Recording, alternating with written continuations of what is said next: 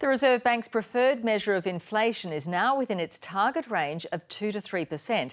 It's the first time that's happened in 6 years. Pressure is now building on the central bank to lift rates as the cost of living continues to rise, led by record petrol prices. Rachel Papazoni reports.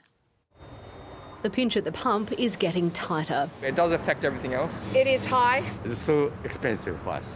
I think 12 months ago we were paying something like, I think it was $1.20 a litre, and now today I was driving to work, it's nearly $1.60 a litre. How's this going, Jake? Mechanics business owner Steve Cassidy, whose workers operate mobile services, is spending more to keep his company running. One of his biggest costs, fuel, has jumped more than 7% during the past few months and almost 25% for the year.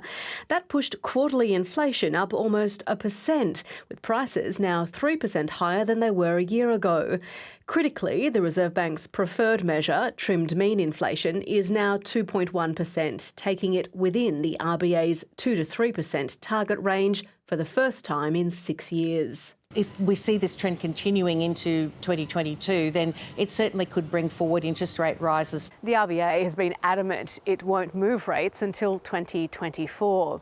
But it's clear, with inflation now within its target range and soaring house prices, pressure is building to lift rates sooner.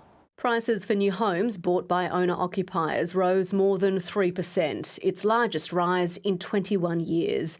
As the demand for housing grows and supply chains remain constrained, builders like Joel Hating are being slugged with rising material costs, in one case as much as 24%. You walk a fine line balancing between pricing yourself, covering your costs, or pricing yourself out of work.